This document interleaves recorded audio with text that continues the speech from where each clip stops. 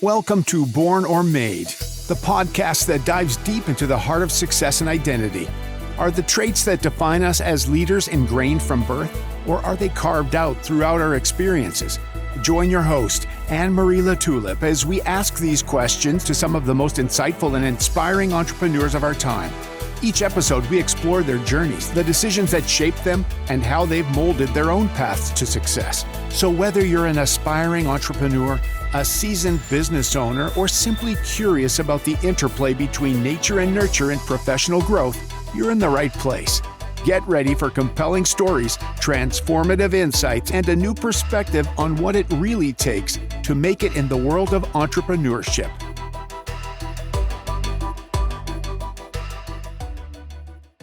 Hello, everyone, and welcome back to the Born or Made podcast. I am your host, Anne-Marie LaTulip, and with me today, I have the wonderful Wendy Barr, and I cannot wait to tell you a little bit more about Wendy. Wendy is a brand visionary with more than 20 years of experience in branding and marketing. Her programs empower entrepreneurs on a global scale, providing actionable insights that they can apply to their business immediately to connect emotionally with their ideal client, increase visibility, and impact the world. Short and sweet, Wendy. I love that so much. So I'm going to hand it over to you so you can tell us a little bit more about Wendy and sort of your journey and how you ended up where you are today. Sure. Oh, thank you so much for having me. I'm so excited to be here, Anne-Marie.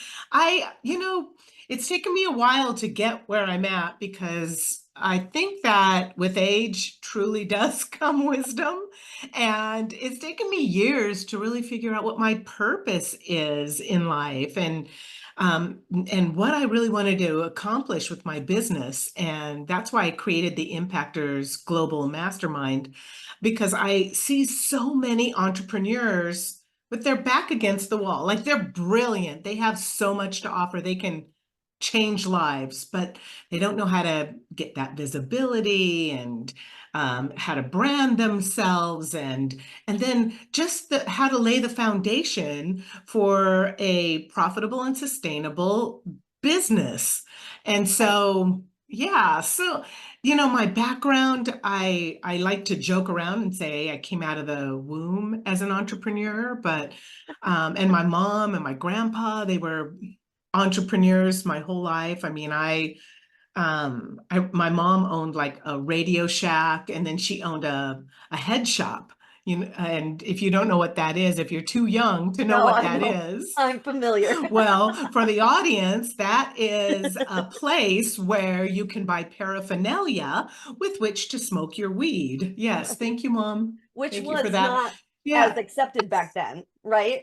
Right. Well, this was probably early 80s, something like that. Yeah. And I remember working there on the weekends, teaching people how to use a bong and roll a tight joint. So I don't know. You have to start somewhere.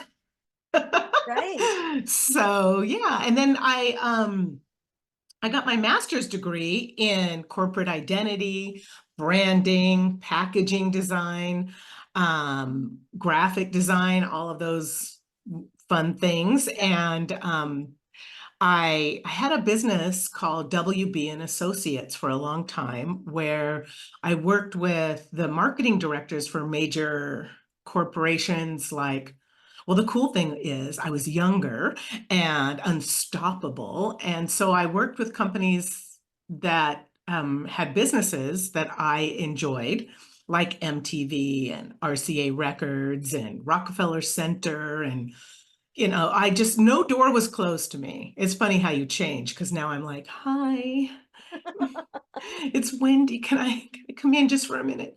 But, and that was a really fun business. I had that business for like 12 years and did a lot of really cool creative projects for MTV and P. Wow. Diddy and No Rockefeller kidding. Center. And yeah, it was so much fun. And then 9/11 happened and all my clients were in New York. So I pivoted, as all business owners should know how to do, on a dime. And I started trying to seek out new business in Las Vegas and other communities and cities. But I just I could not get back on my feet. It was such a hard hit, that 9/11 hit. And I mean, my business took a hit, but so many people's lives took a hit. I just decided to step away from the business. I got hired at the Art Institutes and got a job as full-time faculty teaching graphic design and writing the curriculum for packaging design and corporate identity. I absolutely loved it. And then they closed. So here Oh, I am, 50s, and I'm going, what? I have to reinvent myself again, pivot again at 50? All right, then. So here we go. And I started Barcode Branding, which barcode with 2 R's, like my last name. And clever, clever. yeah, it was a design agency, a branding agency. And I basically recruited my cream of the crop students from the art institutes, the ones that went on to graduate and had successful careers, the ones that really impressed me, and started this agency, which I had for about 8 years. And then in 2023, early 2023, end of 2022, I started really rethinking the business model, trying to figure out what I really like to do. And that's around the time that generative AI became accessible to everyone. Right. And I loved it so much. I was hooked. And so I closed Barcode Branding and launched Intelligent Brands, and get it, artificial intelligence, Yes. intelligent brands, where I work with small business owners and entrepreneurs to help them leverage AI in their branding, their marketing, and their business growth strategies. So that's part of what I do. Yeah. All of it really, where it lands is that I'm all about empowering small business owners.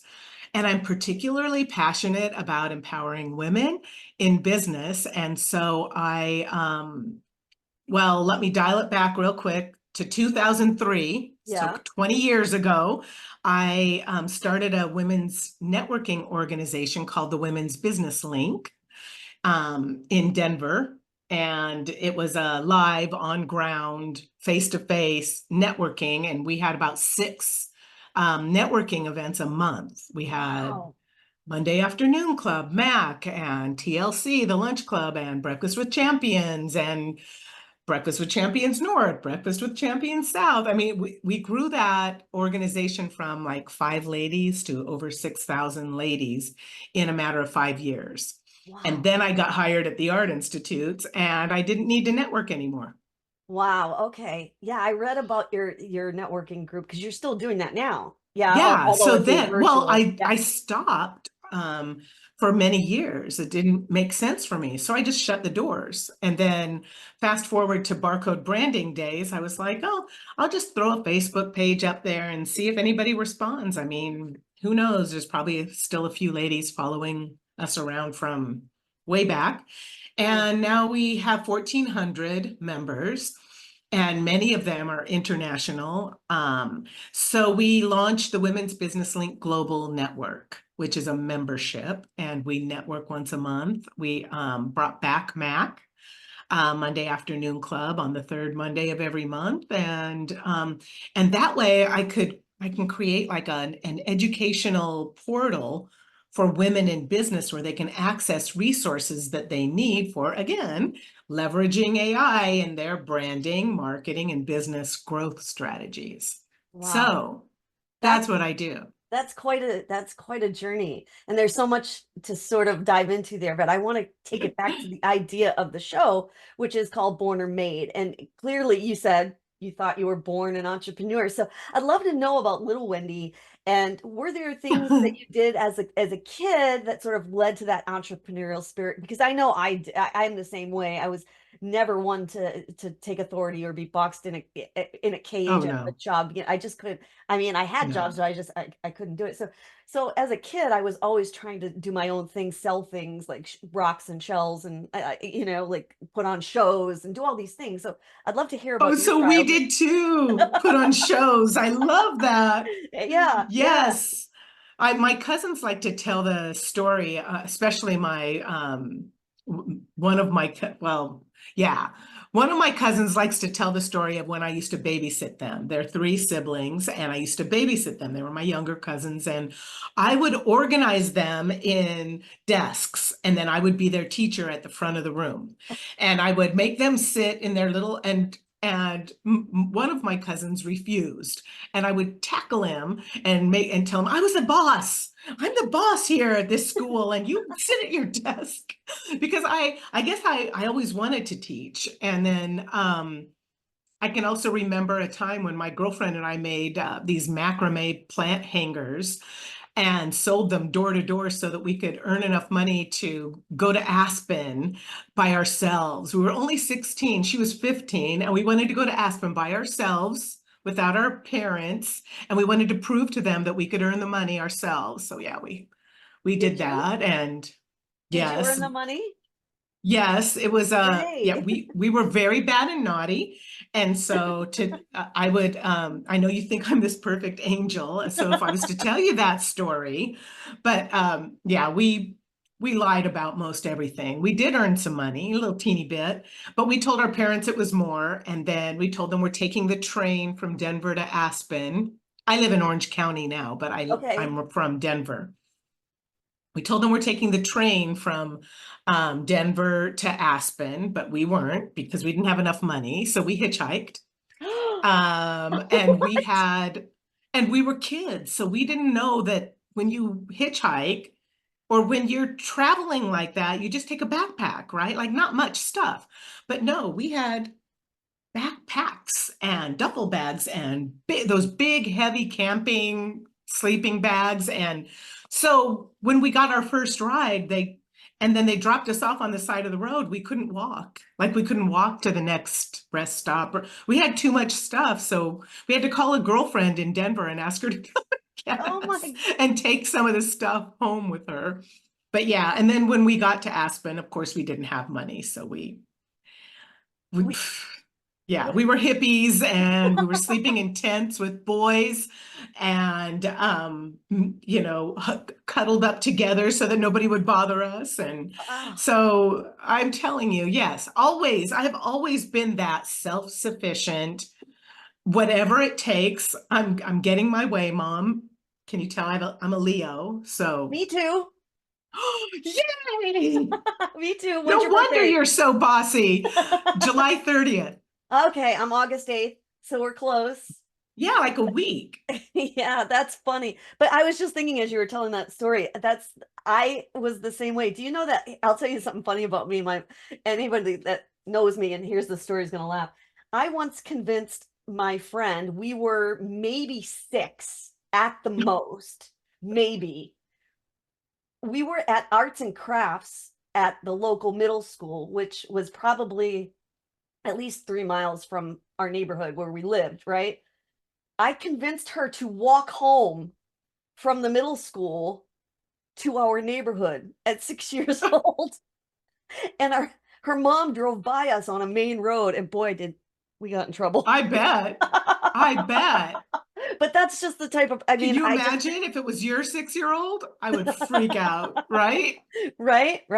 But But you already had that. You were already in charge. And I'll be honest with you, my mom struggled as a single mom raising me, and she didn't really have her life together. She didn't have her feet on the ground. And so I feel like at a very young age, I stepped into the role of adult, and yeah. I took care of her because she needed taking care of, and I took care of her most of her life. And Well, so were you the only um, one? Do you have, yes, I was the only child. So it was just her and I. So there were like the lines were blurred. Were we sisters, friends? Was she an yeah. adult? Was she like an authority figure or not? I'm not too sure. But yeah, but that all being said, she really she loved me. I was everything to her, and I wouldn't be who I am today without her. And so That's awesome. Did she I'm ever find mad. out about your hitchhiking adventure? When we were like in our 30s, we told her, like, yes, when I told her we had to steal food from little markets, she was so mad. And this is what we would do. We would call them from Aspen, and we would go, we're just calling to check in. Now don't call us back. but we're staying at this particular hotel, which we were not, and don't call us back or that'll make us feel like we're not independent. And so, yeah, they never knew until we were like in our 30s, we told them. And that being said, that the girl that I had that experience with, her and I have been friends since birth and are still best friends to this day. Oh, that's awesome. So Yeah. I know. And she always tells me, Wendy, that was all your fault. You made me do that. It's Well, like, I know, but you were very, very lucky. I mean, totally. as was I So once, lucky. but hitchhiking, nowadays is so scary. So It thank was God. scary then. Yeah, thank God There you. was one guy that was like, I'll take you all the way there if you'll let me fill in the blank. And I said, I had a knife in my tied around my calf, and I said, "Mister, you pull over right now and you let us out. I have a knife." And he pulled over, and he's like, "Okay, okay." And I held her hand while we unloaded the boatload of gear we had. But I was afraid if I got out and started unloading that he might drive off with her. With her. So I Yeah. didn't let go of her hand and we unloaded everything and we held hands as tight as possible and jumped out. And she said, I told you. Oh my goodness. See? So Ah, amazing what we do when we're unstoppable. Like right. when you're kids, you just don't, just like when I was, knocking on the door on P. Diddy's door. Hi, I want to, or on MTV's door. Like, who did I think I was? They had slews of people, but it worked out because it's all about that confidence level, I think. Absolutely. And you're so right about how it sort of, I guess, diminishes or is stronger when you're younger and sort of less when you're older. That is so true. I agree with that. Like I had no fear when I was younger, right? I yeah. So Right. I want to segue because this is a great time to segue into that. So after you graduated college, you said this is when you started doing the bigger companies, MTV, things like that. This was your own company that you had started Yes. after college, right? Yes. Yes. Okay. So talk to me about how it came to be that you were knocking on MTV's door. Like, did you start smaller or did you just go for it right? I mean, Well, away. I Like, worked for another company that did promotional products like hats, t-shirts, mugs, and pens, yeah. etc. In when I lived in New York because I got my master's degree in New York. Okay. And then I don't know, I just didn't like the office politics because I'm just simply not that girl. Right. I'm not, I don't conform well. And so I moved back to Denver because my grandpa was getting older and my cousins were having babies and I'm like, I'm missing everything. So I moved back to Denver and I said, okay, I'm going to start my own business. I mean, I worked for them for maybe a year, maybe 6 months, and I was like, this is a good model. I'm going to start a promotional products business, and that's what I did. So, but I also have a master's degree in packaging design. Like, who has a master's degree in packaging? Just so your audience knows, they do offer that. So, the company did graphic design, retail packaging like shopping bags, tissue paper, ribbon, and boxes, and promotional products. And here's the funny thing though, and I think this is, and I talk about this a lot in branding, is about what is your unique differentiator, right? Like what makes you unique. And if you think about a company like MTV, well, they do slews of hats, t-shirts, pens, and mugs, right? Like thousands, hundreds of thousands. And they never called me for that. And while I would have loved to do those things, that is not what they hired me for. They hired me for creative thinking. They wanted really original ideas and custom manufacturing, and that's what I stepped in to offer. And when I had the initial interview, I came with my big ideas and my creative thinking, and that's why they gave me the job. Like, for example, I'm looking right across the room at a MTV Beach House poster that we did for them. It was original and it was framed and it was signed, and it's a special edition. And I have this. This is kind of a cool little thing, and I don't really like to listen, I don't promote P. Diddy and what he did. I don't know anything about that stuff. All I know is him in the 90s. And we did this for him. So this was something to send to the advertisers. It was not for public viewing. And so if you think about when a record label comes out with a new song, they have to send that song off to the radio stations and MTV and everybody that needs to know. So we did this custom photo album for him. And it's basically just him and the Wow. homies kicking it at the mansion, right? And then in the back was the CD. And this was a custom, this is all Velcro, that's a die cut with his logo cast in pewter. And so we did that so that they could send these to all of those people without just sending them a CD. We wanted to send them something special that they would actually look at and play. And he mentioned me at the BET Awards. Really? And yeah, he said he brought that book and he showed it to the host. And she said, "That is so cool. Where did you get that?" And he said, "Some girl in Denver." That was totally me. Wow. Now I'm like really fascinated about this because so were you a one woman show at the time? Did you have employees? How did you have Yeah, that's funny you ask. Yeah, I had two employees.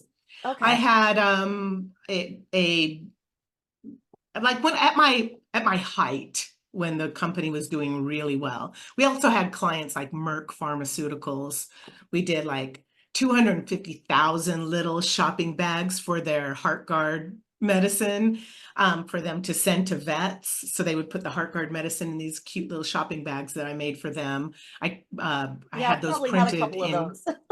Yeah, Yeah, I yeah, had yeah. those printed in Canada and I went there for the print. And yeah, so when the company was doing really well, I had an assistant. I also had somebody that somebody that would source these things because I would have these grand ideas that I'd share with these companies, and then I had no idea how I was going to get it manufactured. And so then I would come back and I would give that information to my team member and she would start sourcing. And Okay.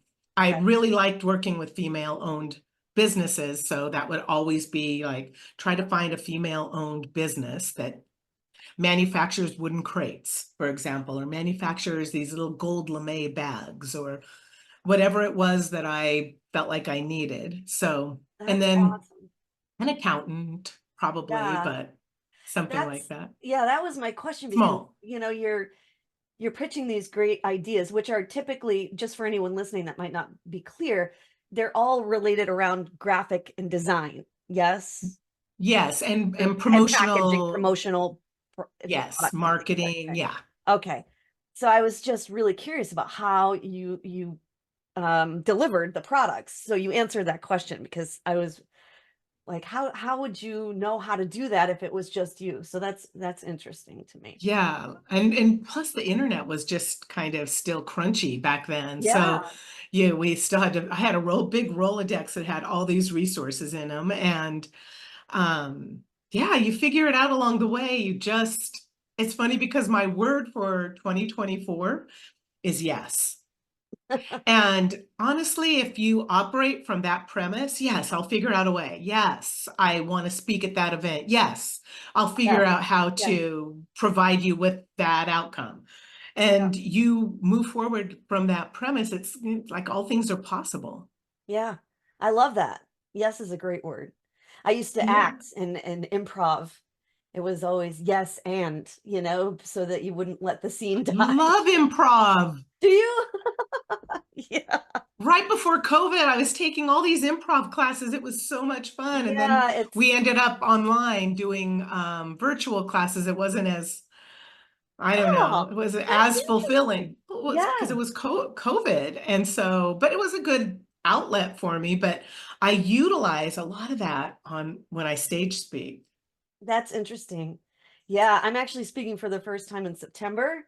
And so yeah, I'm a little nervous about it, but that's a good point to go back to that mindset. Yeah. Just be yourself. And the hardest lesson I learned after speaking on so many stages where I was like an ice cube, a robot, I finally learned, because I had an excellent speaker trainer coach, which is don't stick to the script. Don't feel like you have to stick to the script.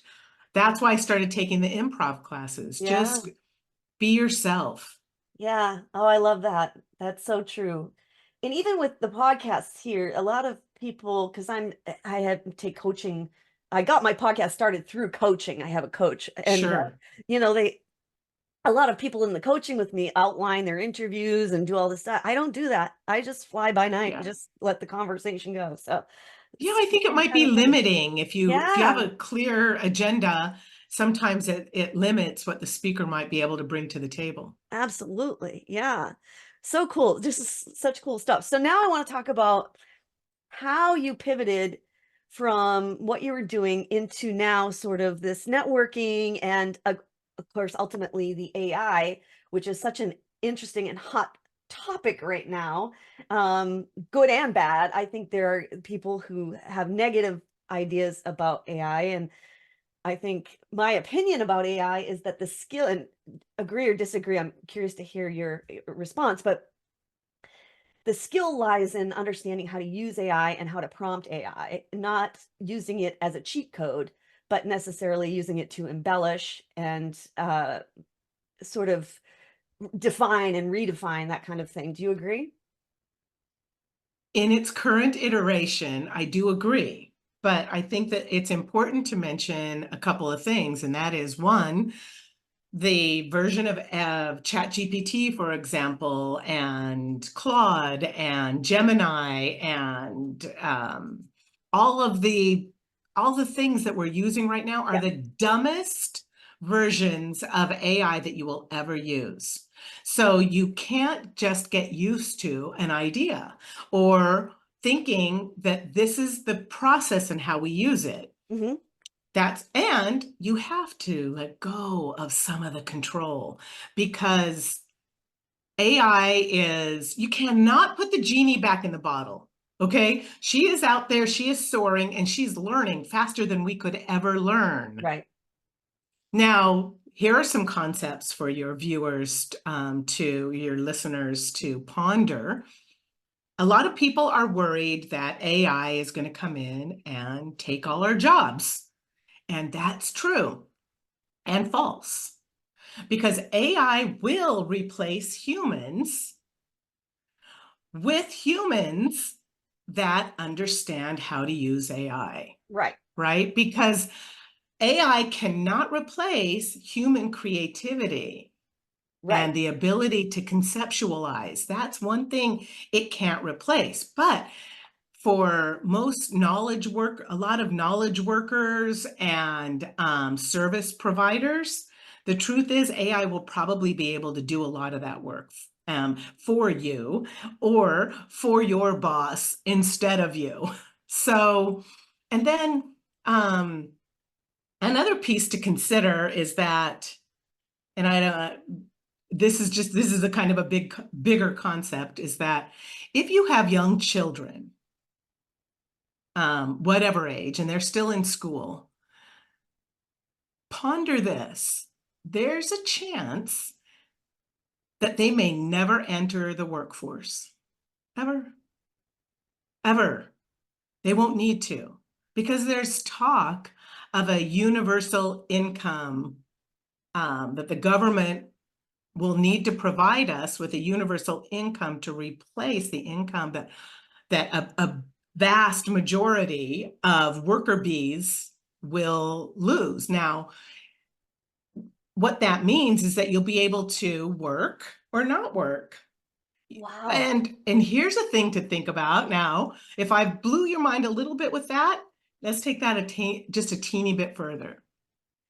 If in fact you didn't have to work and you were left for contemplative thought and creativity, what in the world could you create that AI could never conceptualize or create? So what could you write? What kind of music could you invent? What kind of art could you create? Could you solve some of the world's problems if you had time? Because we don't have time for a lot of Right. contemplative thought. What if you had nothing to do all day? Your money was just coming into your bank from the government, and because the world is still generating huge amounts of income based on AI, so it's not like we don't have the money to pay you. Sure we do. You just don't have to work for it. And there's a really wonderful white paper out there, and I cannot remember who wrote it, but if you Google it, you probably can find it. It's the chief of staff for one of the biggest AI companies, and she wrote My Last 5 Years of Work. It's freaking brilliant work, Wow. because she's saying, let's say she's a 20-year-old right now and she's already in the workplace and she works for this digital AI company and she's coming up in the ranks, right? She is well aware, and she's on the inside, we're on the outside. She's well aware that 5 years, it probably won't need her, probably Wow. won't need anybody. That's So, interesting. yeah. I mean, the idea of a universal income is new to me. I have not heard that or heard anything hinting I to don't that. think So it's that going to happen with these old farts that we're trying to bring into office, because we really need some young, fresh, forward-thinking leadership. And Yeah. I don't mind saying that out loud, Oh, because please. what's happening with and we don't have 4 years to wait, which is sad, because the election is coming up and one of them is going to win. And the truth is we can't wait 4 years, because I mean, we're almost there. I can't, what's it called? IG, oh crap, For anyone Wendy. that is listening that doesn't really understand what a white paper is, can you just explain that? Oh, it's like an essay. Yeah, like a It's an essay. Yeah, like an article. And she's a brilliant thought leader. Mhm. And I found that paper to be amazing. But if you own a business and you're thinking, oh my God, listen, I am so overwhelmed. I have so much on my plate as it is. I'm busy, busy, busy. And now you're asking me to learn something completely new. You're asking me to come in and learn AI. I don't even know where to start. Well, this is where you start. Start thinking about tasks that you or your team do over and over again. Same thing over and over again. You might even, think about social media. Okay, Mhm. like you're constantly writing more posts and more posts and more posts, Yeah. right? Yeah. And so think about something like that and do a use case, and take ChatGPT there with you. But this is what I can say to you. If in fact you are using generative AI to create social media content, you have to teach your AI assistant who you are as a brand, because if you don't, then all of your content is going to sound canned and bland and boring, and just like everyone else's content. But it's possible to teach your AI assistant who you are as a brand, how Yes. to speak in your brand voice, the nuances of your personality. Yeah, absolutely. There's I don't know if you want me to get, I'm sure you have your own technique that you teach people, but I just asked ChatGPT to ask me, 15 questions about myself and I Yeah, answered them in detail. And so now ChatGPT is like my assistant. I mean, it's amazing. Of course, I've yeah. I've studied a lot of how to prompt and how to use ChatGPT. But what you said earlier is interesting to me, that it's one of the dumbest AIs out there. So, what would you consider to be a smart AI? Oh, what I'm trying to say is this, and there's a race. Right now, there Yeah, is a tech race. All these yeah, AI companies are yeah. competing against each other for the win. Right. Okay. And so what's happening is they are releasing versions that are really not ready for release. Why are they not ready for release? Because again, from a government, from the top down, we haven't created guidelines and structure for the power of this technological breakthrough. And so it's the wild, wild west out there. They can just push out anything that they want, and they want to be the winner. So they're pushing out whatever they can as fast as they can. And think about this as well. Back at the lab, they already have the next most powerful version. What they're doing by releasing these dumber versions is just acclimating us. They already know what's coming. They've already got it probably. But they're like, oh, we can't release this. Have a robot show up at everybody's house. Hi, I'm here to take over, right? They have to start slow. So they're acclimating us. Here's just a little teeny chat GPT. All you do is ask it questions. Please share the recipe for gluten-free bread made with almond flour. And wow, magic. No, they have versions already back at the lab that are so incredibly powerful, they will change the world. And they're already there. Do you think that includes, like you said, robots? Because there's been so many movies in the past years about robots at home. And do you think that we're headed there? I know it's kind of a off topic, but absolutely we're headed there. Yeah. What about teachers? Do you think that eventually teachers will be computers, robots? They can be.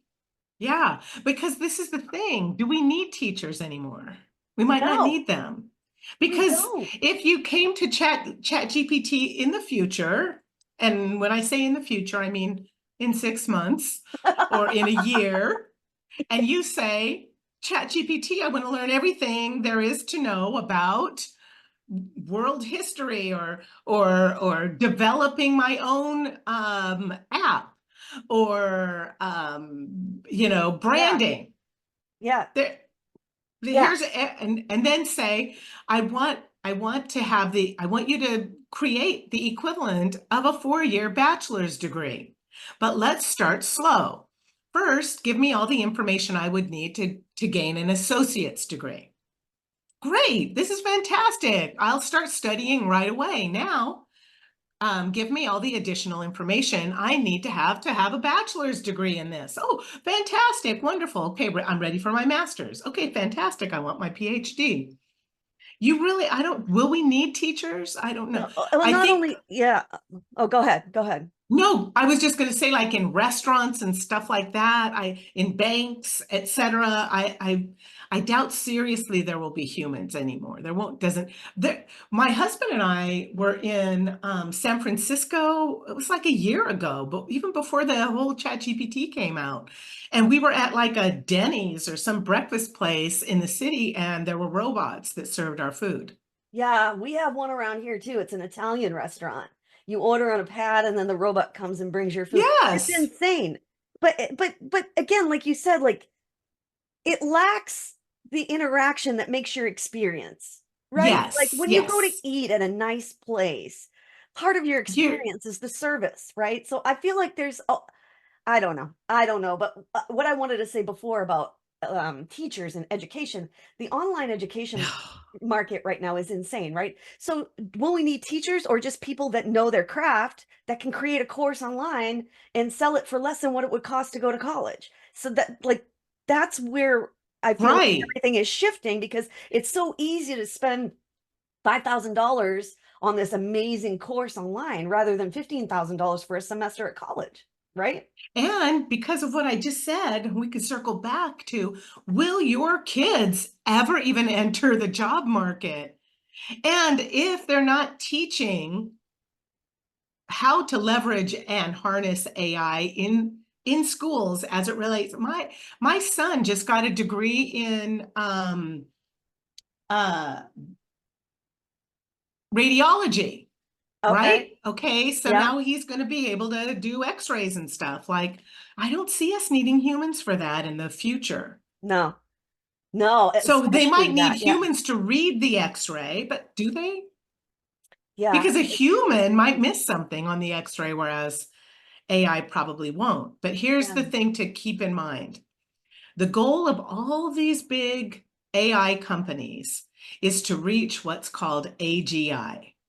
When we reach AGI, the entire world will change. And What is that? AGI is called artificial general intelligence. Okay. And artificial general intelligence is um, basically an attempt to create software. And this is, I'm going to read this directly from Google. Sure, It yeah. is a field of theoretical AI research that attempts to create software with human-like intelligence and the ability to self-teach. That's the big one, self-teach. So now once we reach AGI, then all of the AI apps, Chatty Cathy, as I call her, is teaching herself. Now she's teaching herself to get better and better and better. And pretty soon she's smarter than us. And Oh, there's no way to control it. It's like I said, the genie's out of the bottle. That's already happening.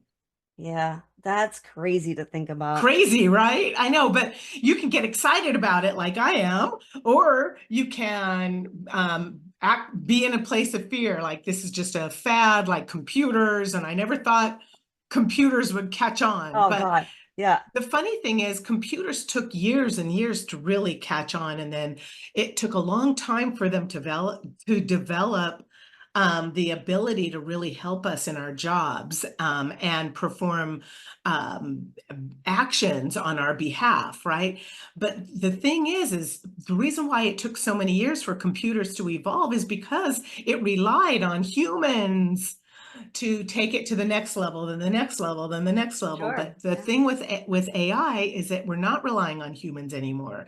Again, once we reach AGI, she can teach herself. And once she's teaching herself, it's the speed in which she will evolve will be absolutely unlike anything we've ever seen. So at that point, do you think, because you had said earlier, and I agree, that knowing how to use AI right now, where we're at right now, is, we're Critical. absolutely critical because we're Even if kind of we, ahead of the even curve if a little bit right now, adapting those skills. So when we get to that AGI, will that still be important, or will we be phased out at that? Absolutely. I think it will be because what will happen is, nobody knows what's going to happen. So you're asking me a question that I'm guessing, and Yeah, I'm pulling from information from experts that I listen to podcasts and I yeah, read articles and stuff. But what they're saying is that at that point, you'll basically have an assistant that does everything. It'll be on your phone and on your computer, and it'll say, "Hey, Wendy, based on the emails that I read, the social media interaction that you've had, and the clients that you've seen this week, this is what you need to do to follow up, and to this and to that. And we've already done that for you. So have a that's nice awesome. day." I would like that. That would help me quite a bit. I'm kind of excited but there's part of me is excited that I'm at the age that I'm at because if this whole thing goes in the pooper, it won't affect me too much because I can retire at any time. But it also makes me a little jealous that I'm not 20 and I don't get to live my life collecting that income and just Oh, creating, because I'm an artist at yeah. heart, right? So like just doing art my whole life would have been my dream. Yeah. No, I totally hear that. And I've said this before on other podcast interviews. It's insane now. The kids, the opportunity they have to make money at such a God, young age. We didn't have that. Even entrepreneurship no. wasn't fostered when we were young or when I was young. Like it's just there's so much money to be made out there. And these kids are so lucky that they're introduced to it at such an Yes. early age. And it's incredible to me. Well, my husband is a Python developer, which is a coding Hmm. language. Yep. And ChatGPT is created using Python. And so it's very interesting because my husband and I have this conversation all the time, like, honey, yeah, someday, you're they won't, because Yeah. yeah, they won't need you anymore because the AI will be able to create Code, write right? code. Yeah. But here's the cool thing about what it can do right now today is that if you have an app in your mind, like an exercise app or a prayer app or take a photo of, my husband wants to like, I don't know, take a photo of the license plate of the guy that cut you off on the highway so you can send it to the cops. Okay, Yeah. so you can create any app you want to, and you don't even have to know how to write code. What? Yeah. And they'll create, and they like your AI can create the graphics and all the WYSIWYG and the interface and the what. Yeah. So Yeah. now anything's possible. You're right.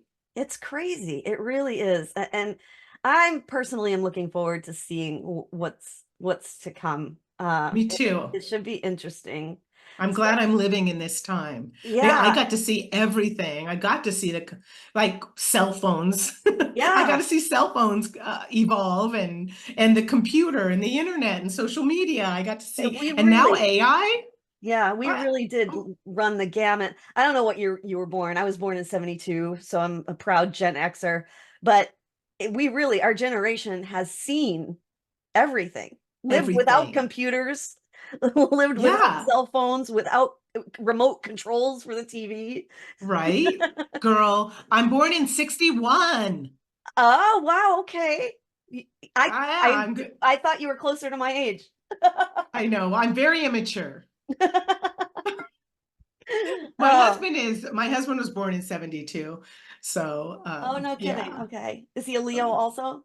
No, God, no. We kill each other, claw each other's Right? eyeballs out. He's an Aquarius. He's like Okay. an introvert. He's very calm. He's very methodical. Yeah. Yeah. And I live Yeah. my life 12 feet off the ground. So, Yeah, I'm the same way. I'm an artist too. My background is performing. Um, do you play yeah, the guitar? I try. I'm not Fun. great, but yeah, I'm a very creative person as well. So I totally hear you. Wendy, so I'm tell me, so happy I got to meet yeah, you I know because we have so much in common. we And do. yeah, off stage, we're going to have to stay connected. Absolutely. And I want to know what's next for you. Do you have anything big on the horizon? Anything exciting coming up? I don't know, since my primary offering is called the Impactors Global Mastermind, and Women's Business Link is called Women's Business Link International Network. I'm sorry, Global Network, Yep. that I want to take them global. And so I've been nagging at my husband a little. Let's go and take a few years in Europe.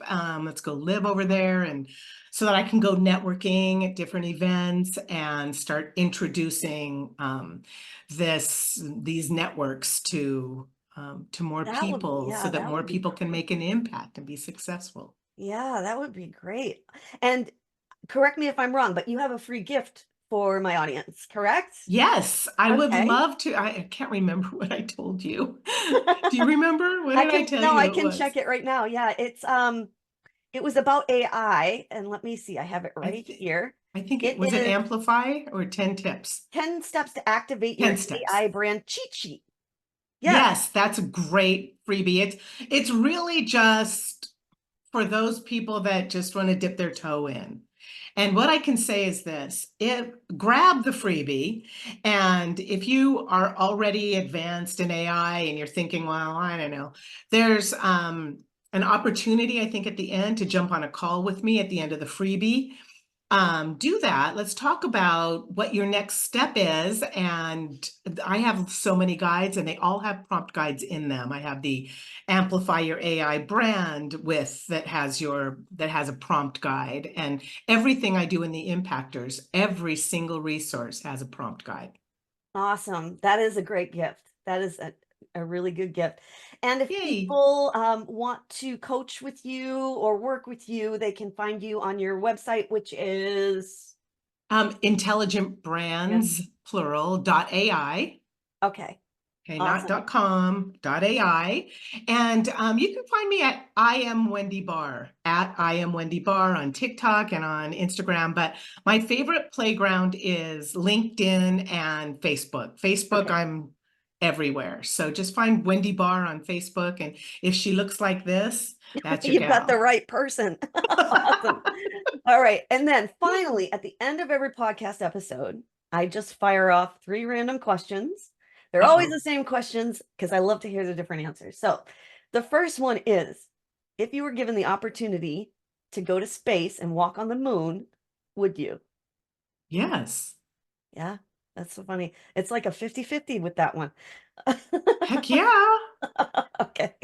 All right. I mean, what do I have to lose? I'm closer to death than ever. Oh, I stop. promised somebody I wouldn't say that. But really, well, every day we are, right? Well, Because yeah, we but just are. It's 60, just, 60 is the new no, 40. I'm in my last trimester, babe. I still have 30 years to go, Okay, at awesome. least. All right. Second question. If you had the opportunity to have dinner with anyone in the world, alive or dead, who would you choose? Alive or dead? Yeah, anyone. Oh, either Prince or Elvis. Oh, I love those. That's awesome. Elvis is good. Yeah, Elvis, that would be a good dinner. That'd be fun. Saw him in concert. Did you really? See? How old were Yeah, you? You must have been like I 8. must, yeah, I was a little kid, like maybe 6 or 7, maybe 8. My mom took me with her girlfriend, and yeah, I Oh, saw him. wow. We were like in the front row. That It must was have been an crazy. experience. Oh my goodness. All right. And then last is, which book have you read that has encouraged you or inspired you most in your life, business or fiction? Mm. I am I read a lot. I'm a voracious reader. I read so much, and I love reading fiction because I like being transported. But I've disciplined myself to read business books in the morning, and then fiction in the evening. And recently, I read. Well, I did read a biography. Viola Davis's biography Oh, was yeah. fantastic, and I love Gay Hendricks, The Big Leap, great Yep. book. Yep. The 5 a.m. Club, and right now I'm reading the E-Myth. And while it's an older book, God, the story, it really hit home. I loved when he said, if your business is having problems, what did he say? He said, if your business is having problems, I just want to assure you, it's not the business, it's you. And I'm like, damn, that's kind of harsh, dude. It's like, it's always been you. Like, Oh, that's funny. yeah. Direct and to the point. Yeah. Wow. Yeah. I like a lot of books. Honestly, follow me on Facebook at the end of the year. I'll post the 50 books I read this year. Awesome. I think I'm already following you, so it should be good. All right, Wendy, this Fantastic. has been so awesome. What a what a great time I had talking with you. I'm so glad you came Me on. too, you, Anne-Marie. Oh, I loved it. And we'll keep in touch. Yes, absolutely. Thank you.